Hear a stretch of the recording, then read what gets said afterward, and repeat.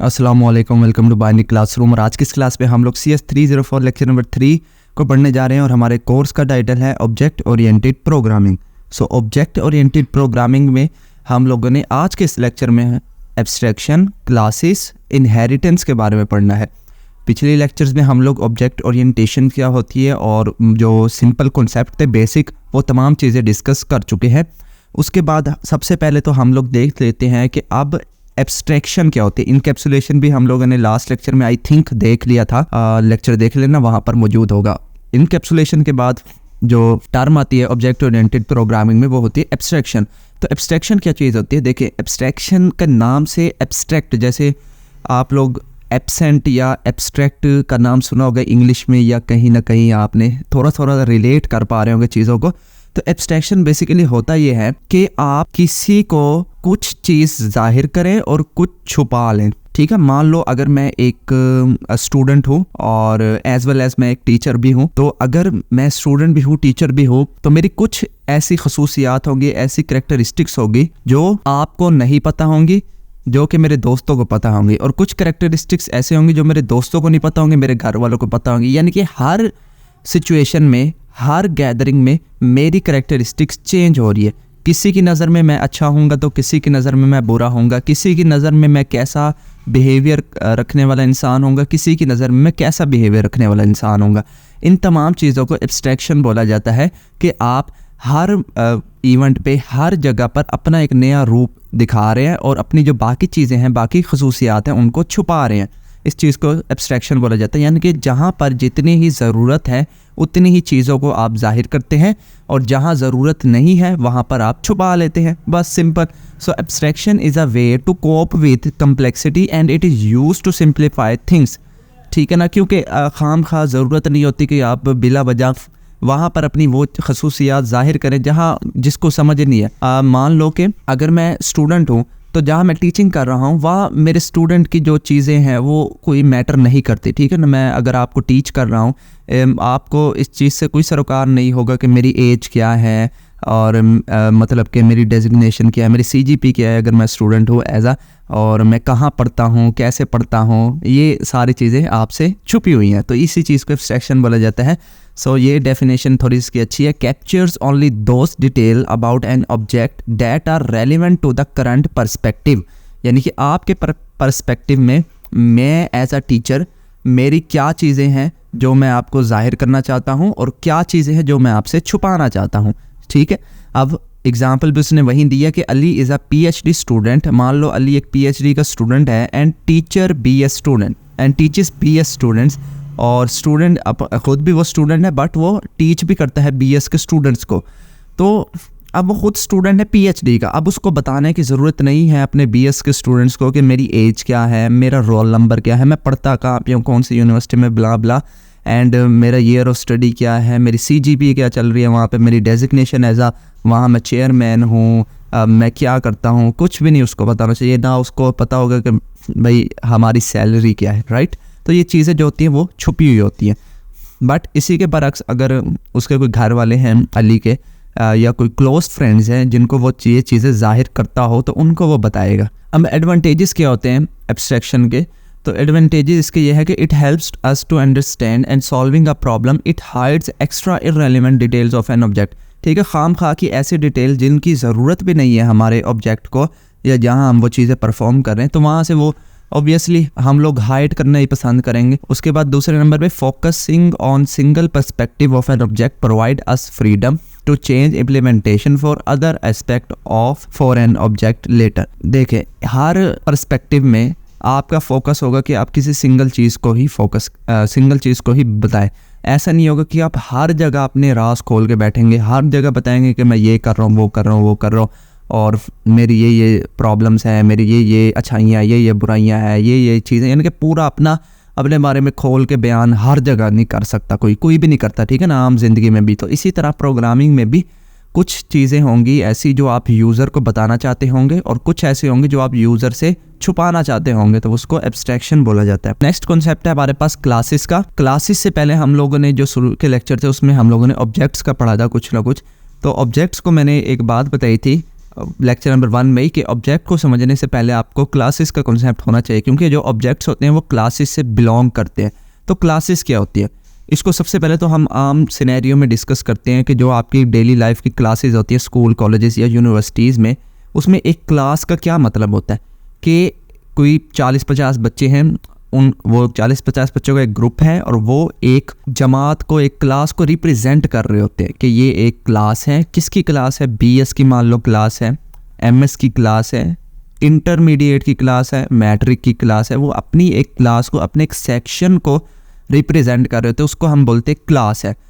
अब उस क्लास के अंदर क्या होता है, एक स्टूडेंट तो होता नहीं, मल्टीपल स्टूडेंट्स होते हैं, 30, 40, 50 की क्लास होती है। तो वो जो सारे स्टूडेंट्स हैं वो क्या हैं, उसके ऑब्जेक्ट हैं। तो यहाँ पर वही है लिखा हुआ, all objects of the same kind exhibit identical characteristics, information, structure and behaviour, however they have data of their own. इसको मैं उर्दू में बताता हूँ। अब उसी को लेके चलते हैं।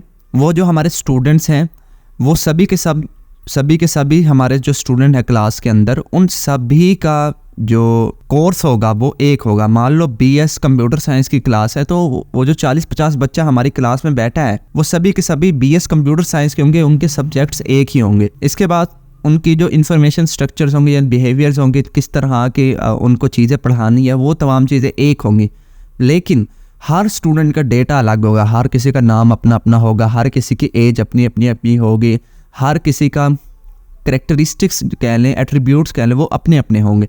तो इसी तरह क्लासेस और ऑब्जेक्ट में जो हमारी ऑब्जेक्ट ओरिएंटेड में यूज़ होती है, उसके अंदर भी ऑब्जेक्ट जो है वो सेम क्लास से ताल्लुक़ रखते होंगे, लेकिन उनका डेटा अलग अलग होगा। हर किसी की अपनी अपनी कमियां होंगी, अपनी अपनी खामियां होंगी, कुछ अच्छाइयाँ होंगी। एक और मिसाल मैं आपको दे रहा हूँ।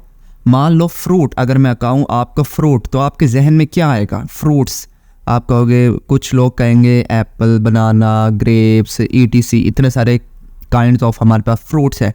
बट जब मैं एक लफ्ज़ इस्तेमाल कर रहा हूँ फ्रूट, तो एक आपको ओवरऑल जर्नल आइडिया हो रहा है कि फ्रूट मैं किसको कह रहा हूँ।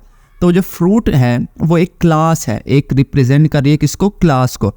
बट उसके अंदर जो उसके ऑब्जेक्ट्स हैं वो क्या होंगे? एप्पल, बनाना, ग्रेप्स, उसके बाद और भी जो भी ऑल काइंड ऑफ फ्रूट्स हैं, वो तमाम उस कैटेगरी को बिलोंग कर रहे होंगे। ठीक है, आपके ग्रेप्स फ्रूट की कैटेगरी में आते हैं, बनानास फ्रूट की कैटेगरी में आते हैं, इसी तरह और जो हैं अनार, ये सब चीज़ें, ये सब फ्रूट्स की कैटेगरी में आते हैं। तो ओवरऑल जो एक बिहेवियर को रिप्रेजेंट कर रहा होगा, एक इन्फॉर्मेशन स्ट्रक्चर को रिप्रेजेंट कर रहा होगा, वो क्लास होगी। उस क्लास के अंदर मल्टीपल ऑब्जेक्ट्स होंगे जिसके अंदर अपनी अपनी खासियतें और अपने अपने फ़वाइद और नुकसान वगैरह होंगे। नेक्स्ट है हमारे पास इनहेरिटेंस। तो इनहेरिटेंस क्या होता है? इनहेरिटेंस का लफ्ज़ आप लोगों ने सुना होगा बारहा, ये ऐसा हो नहीं सकता आपने ना सुनो। इनहेरिटेंस कहते हैं वसीयत नहीं, पता नहीं क्या लफ्ज़ था उर्दू में, मुझे अब याद नहीं आ रहा, वसीयत ही कहते हैं यार शायद। इनहेरिटेंस बेसिकली ऐसे होते हैं आम लफ्ज़ों में कि जो आपके पेरेंट्स होते हैं उनकी कुछ आदतें अगर आप में हैं तो कहते हैं कि यार इसको विरासत, हाँ जी विरासत का लफ्ज़ है, विरासत कहते हैं इनहेरिटेंस को, कि आपके जो पेरेंट्स की कुछ खासियत या आपके पेरेंट्स से मुराद आपके जो एंसेस्टर तक होंगे, उनकी अगर कुछ करैक्टरिस्टिक्स आप में भी मौजूद होती हैं तो वो लोग कहते हैं कि यार ये इसके अंदर ना विरासती चीज़ है, इनहेरिटेंस चीज़ है, ये इसने अपने पेरेंट्स से या अपने एंसेस्टर से इनहेरिट किया हुआ है। तो सेम अगर हम एक ऐसी क्लास बनाएं जो कि हमारे जो पिछली क्लास हम लोगों ने बनाई है उसमें से डेटे को ले रही हो, उसमें से कुछ डेटा यूज़ कर रही हो, रीयूज़ कर रही हो, मतलब कि उसके अंदर इन बिल्ड आ गया हो वो डेटा, वो होते हैं इनहेरिटेंस क्लास। ये हम सारी चीज़ें देखेंगे भी सही आगे जब प्रैक्टिकल्स आएंगे। तो लिखा हुआ है a child inherit characteristics of its parent. एक जो चाइल्ड होता है वो कुछ खसूसियात अपने पेरेंट्स से ले लेता है। Beside inherit characteristics a child may have its own unique characteristics. अब ऐसा नहीं होगा कि उस चाइल्ड के अंदर तमाम की तमाम कैरेक्टरिस्टिक्स अपने ख़ानदान वाली ही होंगी, मतलब कि अपने एंसेस्टर्स वाली ही होंगी, ऐसा नहीं, उसकी ख़ुद भी कुछ यूनिक कैरेक्टरिस्टिक्स होंगी। यूनिक कैरेक्टरिस्टिक्स के अलावा जो उसके अंदर एक्स्ट्रा चीज़ें होंगी वो बिलोंग कर रही होंगी उसके पेरेंट्स से। ठीक है ना, मान लो कुछ बच्चा है और वो बच्चा, उसकी जो आंखें हैं वो अपने उसके एंसेस्टर्स से मिलते हैं, उसका जो फेशियल एक्सप्रेशन है वो उसके अपने एंसेस्टर्स से मिलता है, बट जो उसका ब्रेन है या ओवरऑल कोई स्किन कलर है वो उसके एंसेस्टर से नहीं मिलता, तो कुछ उसकी अपनी करेक्टरिस्टिक्स होंगी और कुछ उसके एंसेस्टर से उसने इनहेरिट की होंगी, तो इसी को इनहेरिटेंस बोला जाता है। तो ऐसे ही क्लासेस एंड ऑब्जेक्ट में क्या होगा कि हम एक क्लास बनाएंगे, उसकी खुद तो अपनी प्रॉपर्टीज़ होंगी, अपने एट्रीब्यूट्स होंगे, अपने ऑब्जेक्ट्स होंगे, बट वो कुछ एट्रीब्यूट्स, कुछ करेक्टरिस्टिक, कुछ फंक्शन अपनी से पिछली क्लास से भी ले रहा होगा, उसको रेफ़र कर रहा होगा। ऐसी क्लास को बोला जाता है inheritance class. The parent class is called base class. अब जो पेरेंट और चाइल्ड का हमने डिस्कस किया उसमें से वो कह रहा है वो जो पेरेंट क्लास होती है उसको बेस क्लास बोला जाता है। And the child class is called derived class. और जो चाइल्ड क्लास होती है वो हमारे पास ड्राइव्ड क्लास होती है। बेस और ड्राइव्ड का आपको पता होगा, फिजिक्स में भी ये कुछ होते थे यूनिट्स, बेस यूनिट्स और ड्राइव यूनिट, याद हो किसी को अगर। तो बेस यूनिट ऐसे यूनिट्स होते थे जिसमें से वो जो यूनिट होते थे मतलब कि वो कहीं से नहीं बने होते थे, वो ओरिजिन होते थे, वो अपने आप में ख़ास होते थे। जबकि जो ड्राइव्ड यूनिट होते थे वो बेस यूनिट में से निकल के बने होते थे। ऐसा था नहीं था? किसी को chapter number 1 9th class physics का याद हो तो ठीक है ना, याद होगा। बहरहाल अब बेस क्लास ऐसी क्लास होती है जो किसी भी करेक्टरिस्टिक्स को अपनी से पिछली क्लास से ड्राइव नहीं कर रही होती। जबकि जो चाइल्ड क्लास होती है वो क्योंकि पेरेंट से ड्राइव कर रही होती है चीज़ें, तो इसलिए वो ड्राइव्ड चीज़ें जो कर रही होती है इसलिए उसको ड्राइव्ड क्लास कहा जाता है। इसके एडवांटेजेस क्या हैं कि सबसे पहले तो हम फंक्शंस को रीयूज़ कर सकते हैं। इनहेरिटेंस के अंदर कोई भी चीज़ अगर हम पेरेंट से लेते हैं तो वो हमें दोबारा से नहीं बनानी होगी, वो ऑटोमेटिकली हमारी क्लास में ऐड हो जाएगी। किस तरह से होती हैं वो तो हम बाद में जैसे जैसे आगे बढ़ते जाएंगे कोर्स में वो हम करके भी देखेंगे। दूसरे नंबर पे लेस रिडंडेंसी। रिडंडेंसी कहते हैं किसी भी चीज़ को बार बार रिपीट करना, क्योंकि अब देखिए इनहेरिट कर रहे हैं आप चीज़ों को, तो आप वो जो चीज़ें होंगी क्योंकि रीयूज़ हो रही हैं चीज़ें, तो वो बार बार आपको दोबारा से बनानी नहीं पड़ेंगी। आप सिंपल उसको पिछली क्लास से रेफ़र कर लेंगे और जब भी वो फंक्शन या एट्रीब्यूट आपको यूज़ करना होगा वो ऑटोमेटिकली पिछली क्लास का जो फंक्शन होगा वो रन हो जाता होता है। थर्ड नंबर पे इंक्रीज मेंटेनेबिलिटी। अब देखें ओवरऑल आपने एक क्लास बनाई, आगे जो मज़ीद जितनी भी क्लासें बना रहे हैं वो पिछली से इनहेरिट होके आ रही हैं, तो ओवरऑल जो आपका कोड होगा वो एक स्ट्रक्चर्ड रहेगा, उनमें कम लाइंस होंगी, तो वो दिखने में भी काफ़ी मेंटेनेबल रहेगा क्योंकि लिंक होगा ना आपस में। तो आपको पता लग रहा होगा कि क्लास सी जो है वो इनहेरिट की गई है क्लास बी से और क्लास बी जो है वो इनहेरिट की गई है क्लास ए से। तो इस तरह से आप लोग इनहेरिटेंस के कॉन्सेप्ट को यूज़ करते हैं। तो आई होप आपको ये छोटी सी वीडियो पसंद आएगी। अगर पसंद आई तो इस वीडियो को लाइक करते जाएं। चैनल को बगैर सब्सक्राइब किए देख रहे हैं तो चैनल को भी ज़रूर से सब्सक्राइब करें, शेयर भी कर दिया करें अपने दोस्तों के साथ। मिलते हैं किसी नेक्स्ट वीडियो में, तब तक के लिए अल्लाह हाफिज़।